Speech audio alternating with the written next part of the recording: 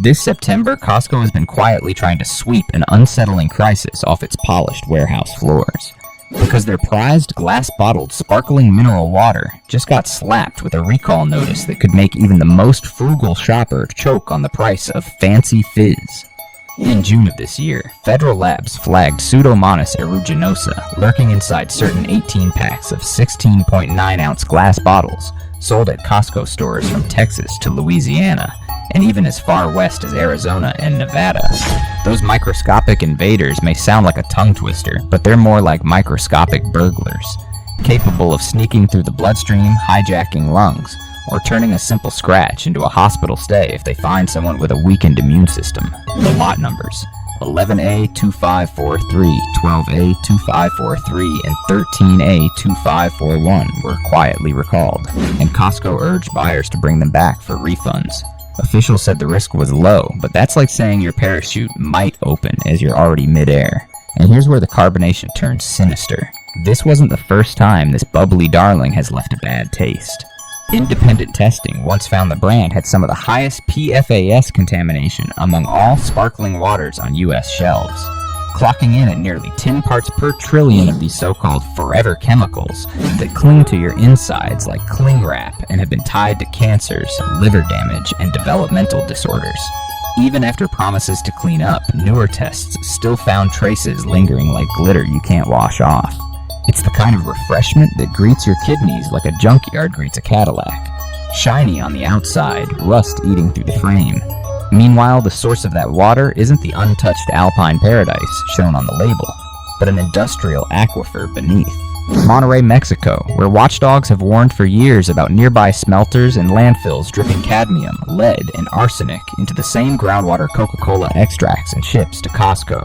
Local wells have dried up while convoys of tanker trucks roll away, brimming with profits, leaving families to watch their faucets sputter air. It's the sort of scene that makes you wonder if you're drinking mineral water or liquid eviction notices, and the rot doesn't end underground. Labor groups say workers at the bottling plants earn poverty wages, collapse from heat exhaustion, and face union-busting tactics that would make even old coal barons spit out their cigars. Imagine dehydrated workers fainting beside conveyor belts while bottling hydration for export. A picture so cruel it could hang in a museum of irony. All the while, Coca-Cola spends millions lobbying to block groundwater protections, greasing the wheels so the spigots never slow, no matter how many human spines bend to keep them flowing. Adding insult to injury, the FDA barely checks imported bottled water at all. Once it crosses the border, the system just trusts the label like a cat trusting a rocking chair.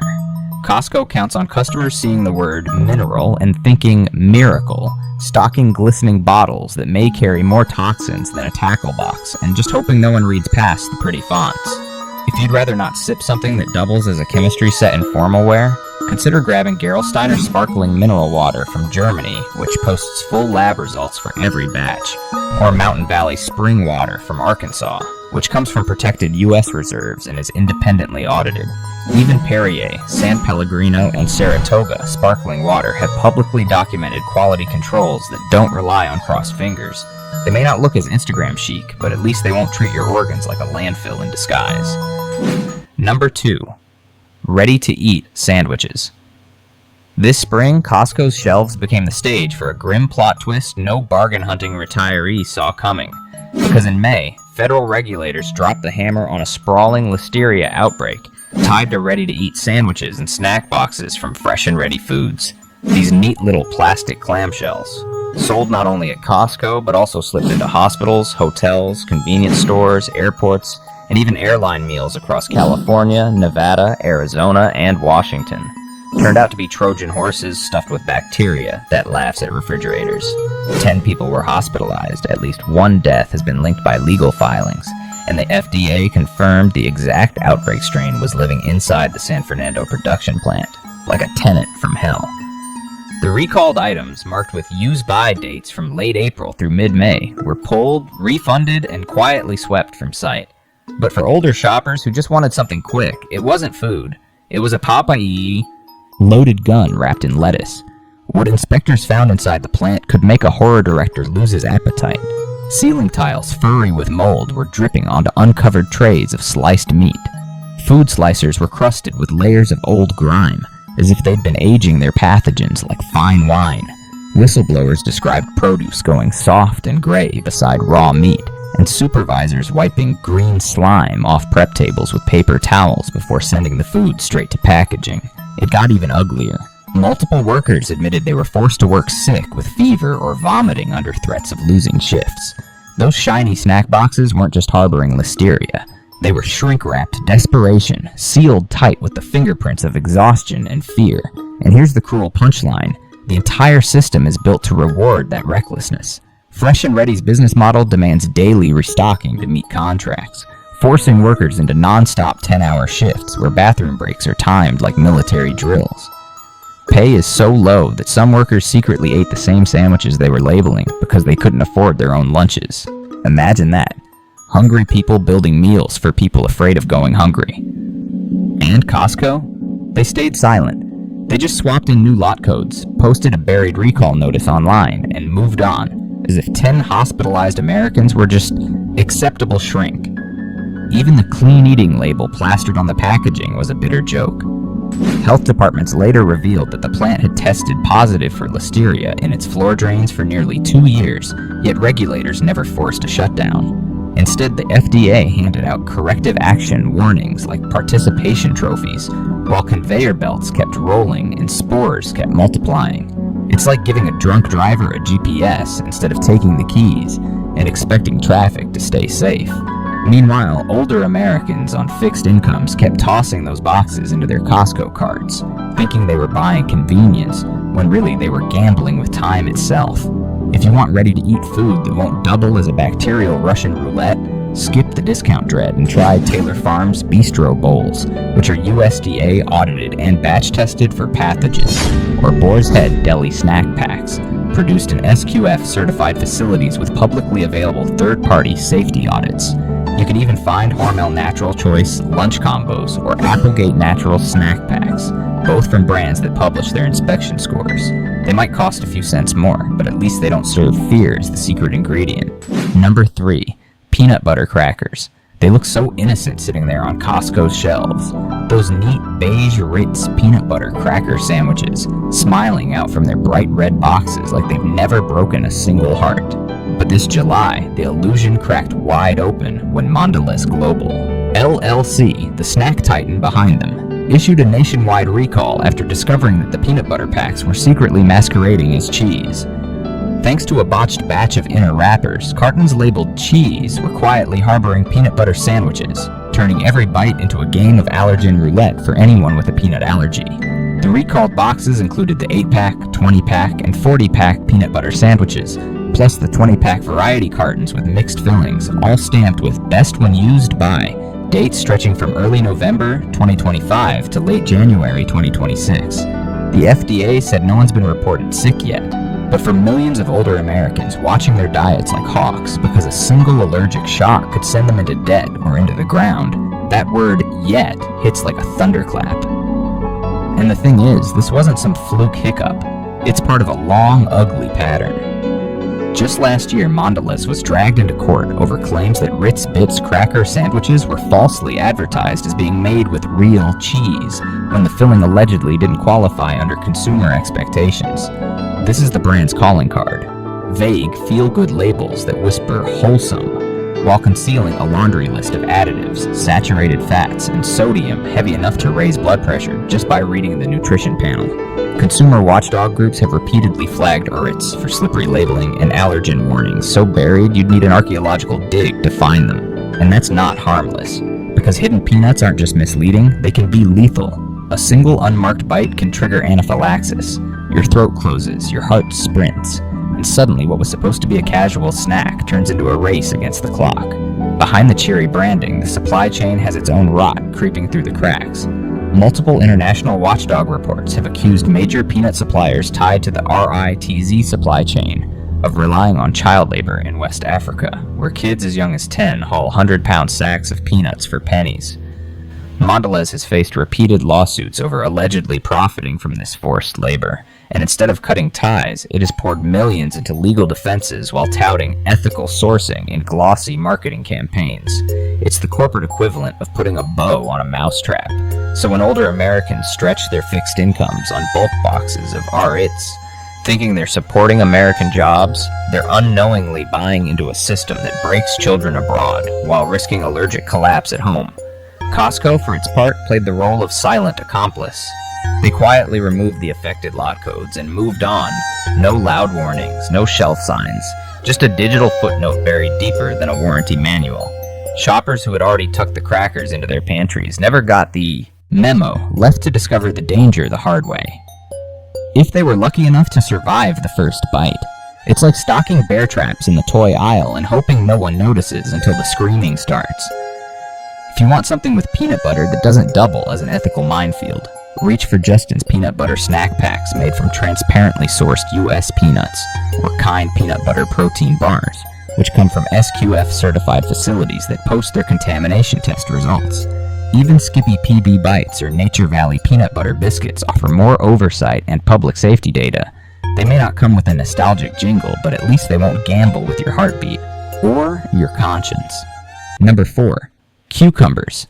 They sit there looking like bottled willpower, sleek, green, and smug, as if just owning a Costco tray of cucumbers might cancel out years of microwave dinners. But in late November of last year, that health halo shattered when the FDA and CDC linked a raging salmonella outbreak to fresh American slicer cucumbers grown by Agrotado SADCV in Sonora, Mexico, and shipped to the U.S. under brands like Sunfed Produce, Loyan Farms, and Russ Davis Wholesale. The recall yanked every cucumber shipped between mid-October and late November after 68 people in 19 states fell violently ill and 18 were hospitalized, with symptoms ranging from fever and vomiting to kidney-threatening sepsis in older victims. These weren't some weird imported delicacy, just the plain cucumbers retirees buy in bulk to stretch their SNAP cards and keep their blood pressure steady. Instead, they were unknowingly spinning the chamber in a produce aisle game of Russian roulette. And this wasn't a one-time nightmare.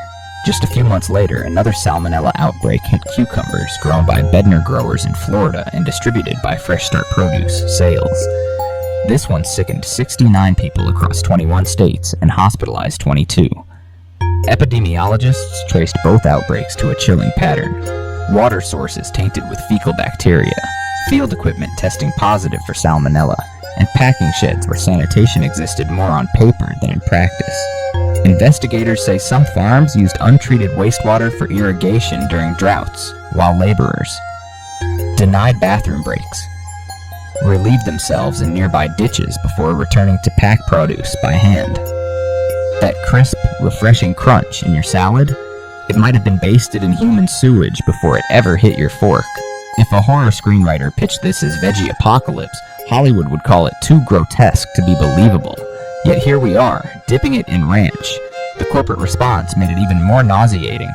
Costco kept accepting shipments long after FDA inspection files showed repeated salmonella swabs on Sunfed's packing lines, claiming they follow federal guidance, while banking on the fact that most shoppers never dig through government enforcement reports. Some Costco stores even left recalled cucumbers on shelves for days, either unaware or unwilling to pull them fast enough. It's like knowingly inviting a pickpocket to Thanksgiving dinner because he promises to wear nicer shoes this time. Meanwhile, Agrotado's cucumbers were slipping not just into produce aisles, but into salad kits, wraps, and pre-cut veggie trays across the country. Each extra processing step multiplying the chance of cross-contamination until one raw cucumber could take down an entire airplane galley. And the human cost behind those green skins is as grim as the bacterial one. Workers on these mega farms often earn less than $7 a day, live packed in sheds without plumbing, and spray banned pesticides like carbofurin barefoot, coughing blood by dusk. Some told watchdogs they rinse cucumbers for export in the same basins they use to wash pesticide tanks. These aren't just vegetables, they're artifacts of human suffering dressed up as health food. Every bite older Americans take to stay healthy quietly drains the people forced to grow them. The kicker? Less than 1% of imported produce shipments are fully tested at U.S. ports. If your cucumbers dodge that microscopic lottery, they slide straight to Costco's pallets, where a recall becomes just another bookkeeping chore. But for someone living on Social Security, one contaminated cucumber could mean trading dinner for dialysis. If you still want the crunch without the roulette, skip the industrial greenwashing and choose nature-sweet mini cucumbers, grown hydroponically in tightly monitored U.S. greenhouses, or sunset mini cucumbers, raised under Canada GAP certification with batch-by-batch microbial testing. They may not come by the crate, but at least they won't come with an ambulance bill. Number 5. Beef snack sticks.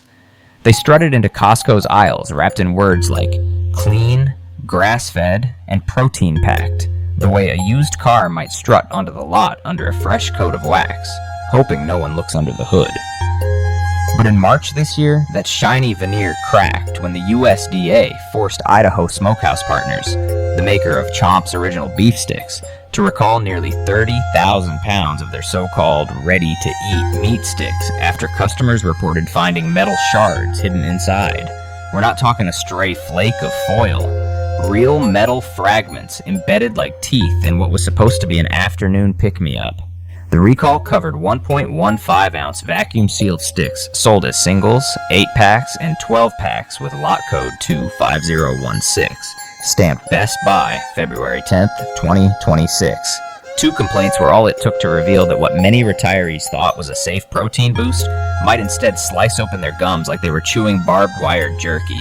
And that's the rotten core under the clean label halo. Even before this recall, Chomps had been quietly caught bending the truth like a wet paper straw.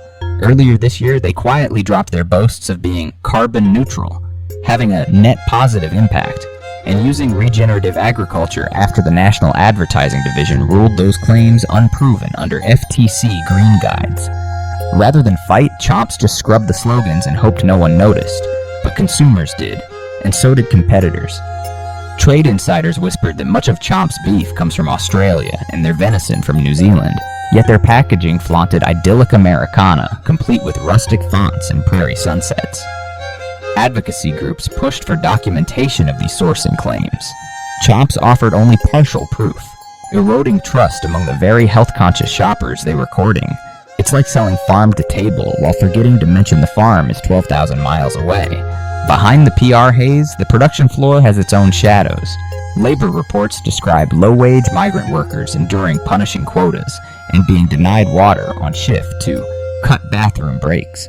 Some whistleblowers described meat left unrefrigerated long enough to sweat bacteria like a sauna, with supervisors threatening anyone who reported safety lapses.